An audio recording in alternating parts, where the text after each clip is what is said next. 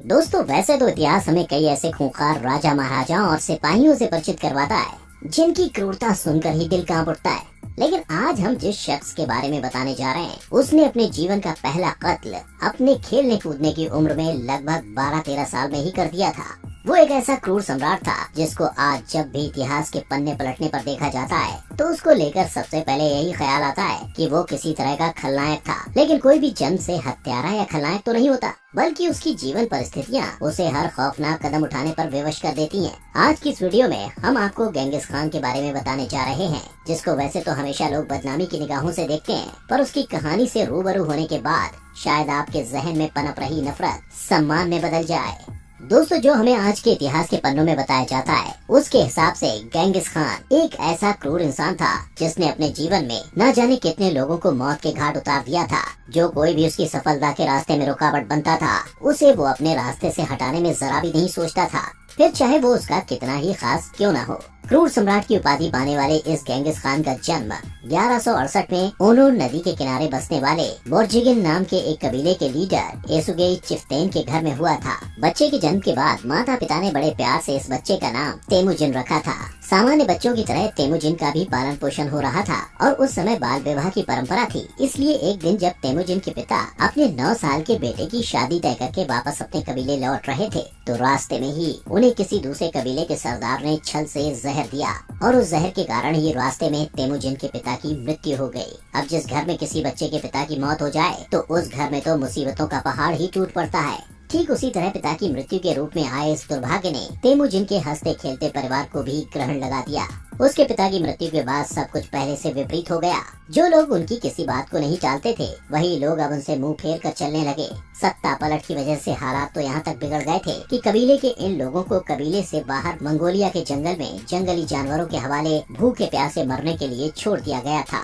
Temujin का परिवार अब खाने के लिए एक हिकने वाले का मोहताज होने लगा। वो लोग किसी तरह जंगली फल फूल और छोटे मोटे जानवरों का शिकार करके किसी तरह अपना पेट भरने लगे। आखिर उनके पास और कोई चारा भी कहाँ था।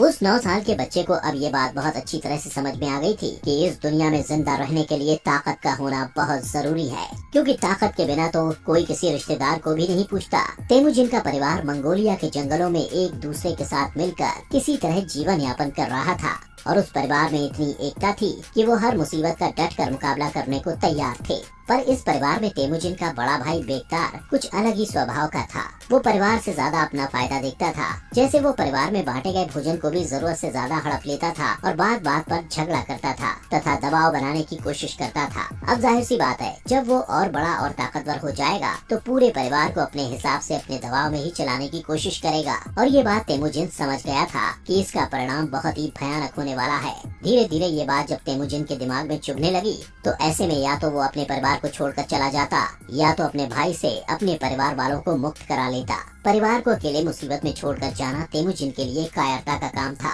इसलिए उसने अपने तथा अपने परिवार की रक्षा करने के लिए अपने 12-13 साल की छोटी सी उम्र में ही अपने भाई को मार डाला। तेमुजिन बचपन से ही खून खराबे को देखता आया था, इसलिए उसने अपने जीवन का एक ही लक्ष्य बनाया कि यदि खुद जीना है तो रास्ते में आने वाली हर रुकावट को जड़ से हटा देना होगा। धीरे धीरे तेमुजिन के अंदर हिंसात्मक भावना दिन पर दिन बढ़ती गई और वो पूरी तरह से क्रूर इंसान बन गया। एक वक्त ऐसा आया जब लोगों में तेमुजिन का खौफ किसी शैतान से ज्यादा बढ़ गया था और ये खौफ ही वो कारण था। कल तक लोग जिस तेमुजिन को एक नन्हे से बालक के रूप में जानते थे, वही तेमुजिन आज गेंगिस खान के नाम से जाना जाने लगा। ऐसा कहा जाता है कि गेंगिस खान ने लगभग 40 करोड़ लोगों की हत्या की थी। यही नहीं, गेंगिस खान ने लगभग हर पराजित कबीले और देश की राजकुमारियों को अपना बनाया और उनसे जन्मी संतानें आगे चलकर उसके वंशज कहलाए। लेकिन इनमें से एक राजकुमारी ऐसी भी थी जिसे पाने के लिए उसने अपने जिगरी दोस्त को भी रास्ते से हटा दिया था। ये घटना गेंगिस खान की उस बीबी से संबंधित है जिसके साथ इसके पिता ने इसकी शादी तय की थी। इसका नाम बोटे था। गेंगिस खान की सबसे पहली पत्नी बोटे को उसके कबीले थ्री मार्केट से वापस लाने के लिए इसके बचपन के जिगरी दोस्त जमुखा ने इसकी सहायता की। जमुखा एक बहुत बड़ी फौज का मालिक था और गेंगिस खान ने अपने दोस्त जमुखा की सहायता से उस कबीले पर रात के अंधेरे में हमला कर दिया और उस कबीले के लगभग सारे लोगों को मारकर अपनी बीवी को हासिल किया। इस लड़ाई में उसने औरतों और मासूम बच्चों तक को नहीं छोड़ा, यहाँ तक कि 6-6 महीने के बालकों का भी उसने सीना चीर दिया था। और इस तरह की लड़ाई उसकी क्रूरता को बयान करने के लिए काफी है। लेकिन कुछ समय बाद गेंगिस खान ने अपने इस जिगरी दोस्त को भी मार डाला, क्योंकि जब जमुखा के कबीले वालों ने गेंगिस खान के युद्ध कौशल और बहादुरी को देखा तो कुछ लोग उसी को अपना सरदार मानने लगे। धीरे धीरे कबीले के और लोग भी गेंगिस खान को ही अपना सरदार बनाने का विचार करने लगे। इस बात की भनक जब जमुखा को लगी तो उसे अपनी गद्दी छिन जाने का डर सताने लगा और इसी वजह से जमुखा ने गेंगिस खान की फौज पर हमला कर दिया और उसके कुछ सैनिकों को बुरी तरह खौलते तेल में डालकर मार डाला। इस बात से गेंगिस खान को जमुखा पर इतना गुस्सा आया कि उसने जल्द से जल्द जमुखा को अपने रास्ते से हटाना ही ठीक समझा, क्योंकि अगर वो उसे बिना मारे छोड़ देता तो आगे चलकर जमुखा गेंगिस खान के लिए खतरा बन जाता। और इस तरह से गेंगिस खान ने अपने बचपन के दोस्त जमुखा का कत्ल कर दिया। हमारे इतिहास में तो ये बताया गया है कि गेंगिस खान ने अपने प्रिय दोस्त की हत्या की थी, पर उसके पीछे की कहानी कितनी गलतफहमी और आक्रोश से भरी हुई थी ये हमसे हमेशा छुपाई गई, और शायद इसीलिए हमारे जहन में गेंगिस खान को लेकर ऐसी छवि बनी हुई है। इसी तरह की कई लड़ाई लगातार जीतने के बाद पूरा मंगोलिया शासन गेंगिस खान का हो गया। चारों ओर उसी का बोलबाला था। सभी गेंगिस खान से खौफजदा रहते थे और समय बीतते बीतते 1206 में गेंगिस खान को यूनिवर्सल रूलर माना जाने लगा। गेंगिस खान के शासन की कुछ बातें बहुत अच्छी थीं, जैसे इसके शासन में सिर्फ मर्दों को ही नहीं बल्कि औरतों को भी अपनी बात कहने का पूरा हक मिला हुआ था। इसके अलावा गेंगिस खान केवल बहादुर और मेहनतकश लोगों को ही महत्व देता था। वो कभी भी किसी भी जाति, कबीले या बरादरी के आधार पर किसी का चुनाव नहीं करता था। इसकी प्रजा के लोगों में सभी धर्म के लोगों को अपने अपने धर्म के अनुसार जीवन जीने की पूरी स्वतंत्रता थी और यही कारण था कि लोग इसके शासन में खुश भी रहते थे।